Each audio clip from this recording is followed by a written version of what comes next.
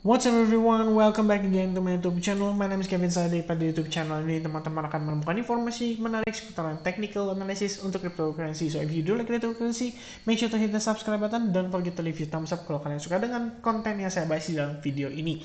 Today kita akan berikan update untuk teman-teman untuk Bitcoin dan juga untuk Matic ya. Matic tentunya berdasarkan request dari yang terakhir ya. Itu saya lupa ya di konten yang sebelum mana ya. Tapi harusnya sih XRP ya. Ya, kita coba cek sekilas ya teman-teman ya. Harusnya sih di XRP ya. Ini kalau saya nggak salah. Nih itu ya, dari Mugenland ya, Matico, gimana perkembangannya? 163 likes ya, itu datang dari komentar yang ini. Jadi saya pikir ini udah fix banget. Nanti abis ini kita bakal sih Matic-nya ya. Abis itu kalian boleh vote ulang. Next coin apa ya? Tadi kalau nggak salah lihat di salah satu video saya juga di Doge itu ada orang yang udah request Cardano dan Cardano terlihat peringkat teratas. Jadi mungkin maybe Cardano, tapi kalian boleh lah bantu make sure lagi di apa namanya di komentar berikutnya ya teman-teman. Sorry. By the way, ini kalau misalnya kondisi saya suara mungkin nggak gitu bagus atau kamera nggak gitu bagus ya, balik lagi nggak usah fokus ke saya ya, fokusnya juga ke chartnya kan. Jadi langsung aja kita masuk ke dalam konten pembahasan untuk Bitcoin. Hari ini Bitcoin mengalami penguatan cukup signifikan ya, cukup signifikan. Dan sebenarnya sih kita sudah melakukan antisipasi juga atas penguatan hari ini. Teman-teman terutama di Advance Group itu kita udah berikan update juga untuk potensi Bitcoin-nya, di mana ada beberapa hal yang perlu teman-teman perhatikan ya. Jadi di sini saya suka sekali sebenarnya menggunakan yang namanya istilahnya momentum. Jadi kalau misalnya teman-teman lihat ya, hari ini tuh saya menemukan ada dua indikasi positif terhadap potensi pergerakan untuk Bitcoin melanjutkan penguatannya. Yang pertama, sebenarnya itu kita ngelihat terbentuk yang namanya hidden bullish divergence ya. Kalau kalian lihat dari RSI-nya itu perlahan-lahan menunjukkan create yang namanya lower low. Meanwhile untuk Bitcoin price-nya sendiri itu dia create malah higher low ya. Kalian bisa lihat perbandingannya ya. Di sini lebih tinggi sementara secara RSI dia malah lebih rendah itu loh. Nah, lalu indikasi kedua yang kita lihat adalah dari perspektif momentum sellernya. Seller yang mempressure harga Bitcoin itu perlahan-lahan membawa Bitcoin memang sedikit lebih rendah daripada harga yang all time high-nya. Tapi kalau kalian boleh perhatikan teman-teman, kalau kalian lihat di sini ya, ketika seller memberikan pressure, di saat yang sama buyers itu juga masuk dengan kondisi yang cukup signifikan. Ya, jadi kalau bisa saya bilang, mungkin di sini dia turun, dia drop, lalu terrebound, itu koreksinya mungkin sekitar ya, let's say 20-30% gitu ya. Lalu nextnya dia drop cukup dalam ya, cukup deep, lalu dia rebound lagi itu sekitar kurang lebih 75% sampai 80%. Setelah itu kalau kita perhatikan dengan seksama nih teman-teman ya, seller memberikan pressure-nya itu udah cenderung lebih pelan ya, cenderung lebih tidak bertenaga. Dan perlahan-lahan kita ngelihat market itu turning around di kisaran area $66.200 ya untuk hari ini. Nah, kalau misalnya kita lihat teman-teman sekarang, setelah market tersebut menunjukkan momentum itu, ya itu tepat banget pricingnya waktu kita bahas itu, posisinya itu lagi menjelang atau detik-detik menjelang dia ngepump cukup signifikan. Dan setelah kita bahas nggak lama dia langsung pump ya cukup signifikan. Memang sempat koreksi sekali lagi dan saya rasa ini adalah seller terakhir dia ketika seller itu udah nggak mampu yang namanya create lower low lagi. Dari situ kita ngelihat ada buyers yang cukup signifikan masuk ke dalam market dan saat ini kita posisinya itu sedikit tertahan di bagian resistance-nya. Ya, which means itu di kisaran 68.500. Nah, sebelum kita melihat adanya close candle, bagi saya ini kita belum katakan atau nyatakan sebagai breakout ya.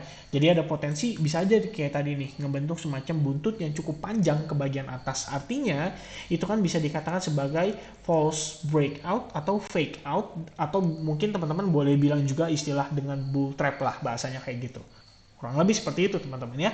Ini quick review aja terhadap yang terjadi pada Bitcoin saat ini. Jadi teman-teman tahu nih progresnya Bitcoin itu seperti apa ya. Nggak cuman kita ngelihat chart terus kayak ternyata udah naik ya. Nah, sebenarnya kan di balik penguatan itu kita harus tahu dong progresnya dia seperti apa, penguatannya dengan momentum yang signifikan atau enggak, ataukah di sini istilahnya dia cuman ya kasih angin kita doang sesaat gitu kan. Ya, itu kan kita perlu tahu segala prosesnya. Dan itu menurut pendapat saya sangat penting terutama buat kita yang typical trading di futures market ataupun di spot juga ya menurut saya cukup penting sih. Oke. Nah, teman-teman, kita akan masuk ke dalam pembahasan untuk time frame daily-nya terlebih dahulu ya. Sebenarnya tadi quick review-nya menurut saya sudah menggambarkan garis besarnya sih analisis untuk si Bitcoin ini. Nah, sedikit pembahasan saya untuk si Bitcoin di time frame daily. teman-teman saya kasih reminder sedikit ya, bahwa sebelumnya kita ngelihat Bitcoin itu sempat tertahan di kisaran area $63.500, which means itu adalah Fibonacci extension 100%-nya dia. Alright. Nah, kalau kita lihat nih saat ini posisinya teman-teman, dia sudah confirm banget, sudah breakout. Ya, kalian bisa bilang ini sebagai symmetrical triangle pattern, atau kalian juga bisa bilang ini mungkin sebelumnya sih kita ngelihat di sini juga memang dia membentuk yang namanya falling wedge pattern ya. Jadi ini juga menurut saya ya bisa dibilang ya kedua pattern tersebut memberikan indikasi yang sama pada pergerakan Bitcoin. Memang sih sampai detik ini pun saya akan reminder ke teman-teman sekali lagi bahwa proses penguatan Bitcoin ini itu belum benar-benar kita bisa katakan dalam kondisi yang benar-benar aman, karena secara RSI sendiri memang menunjukkan masih ada yang istilahnya itu dengan bearish divergence gitu ya teman-teman.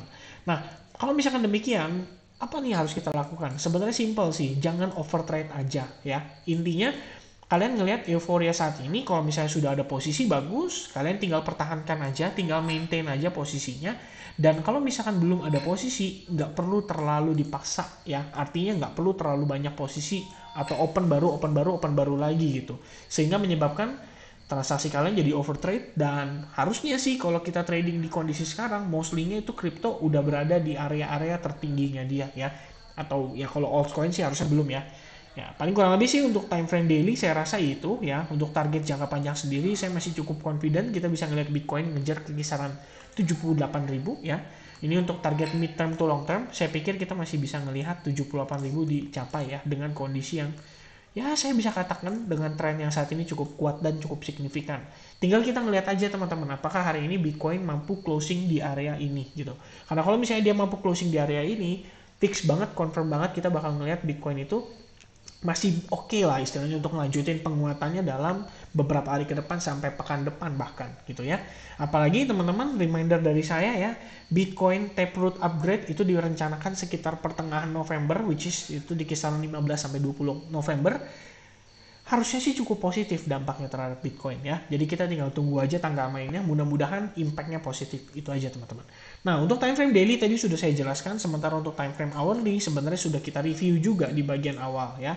Ada beberapa hal yang menunjukkan adanya indikasi positif dengan terbentuknya hidden bullish divergence, kemudian juga kita ngelihat tadi ada pelemahan momentum atas sellers ya. Ketika sellers itu dia bisa sih create lower low, tapi di sini dia udah mulai ada yang namanya pelemahan momentum ya. Dia perlahan itu membuat Bitcoin itu tampak seperti sudah siap melakukan penguatan.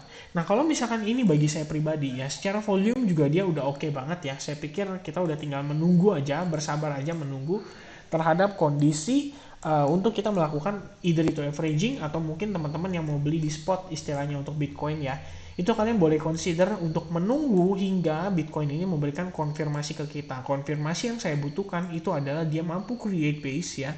Istilahnya base itu harus di atas, ya kita bisa katakan di atas trendline inilah gitu ya. Artinya saya nggak mau ngeliat Bitcoin itu balik drop sampai masuk kembali ke dalam trendline-nya. Kalau demikian maka ini kita bisa consider sebagai double top. Oke. Memang sih sebenarnya harusnya nggak di kisaran area ini, karena minimal di 1272-nya itu area $69.500. Artinya kita masih ada potensi bisa penguatan at least sampai $1.000 lagi terhadap si Bitcoin gitu. Nah, mungkin sedikit tambahan terakhir ya sebelum saya tutup untuk video analisis seputar Bitcoinnya, yaitu kita akan memberikan Elliott Wave Count ya, perhitungan untuk potensi pergerakan Bitcoin secara short term hingga medium term ya. Kalau saya pikir pribadi ini kita sebenarnya lagi ngelihat proses pembentukan dari si wave 5 ya, wave 5 overall dari 1345 yang sebelumnya. Saya bingung ngomongnya gimana teman-teman ya, tapi pada intinya ini wave 2 harusnya, dan saat ini kita lagi progres menuju ke wave 3, dan itu mungkin di kisaran Fibo 1618 $72.800 sampai kisaran $69.500 ya, antara dua area ini. Lalu nantinya mungkin dilanjut dengan koreksi ABC correction pattern, which is setelahnya kita baru ngelihat dia finishing menuju ke wave 5, dan harusnya sih kalau demikian nih teman-teman berdasarkan Fibonacci retracement dan juga berdasarkan Elliott Wave Theory, kita bisa ngelihat Bitcoin secara overall itu wave 5-nya nanti achieve-nya itu di kisaran kurang lebih $78.000 ya untuk wave 3 secara overall atau secara major wave-nya ya, 1, 2, dan 3 gitu. Nah, saya rasa itu aja teman-teman update saya untuk Bitcoin pada malam hari ini ya. Berikutnya akan saya berikan update untuk Matic ya.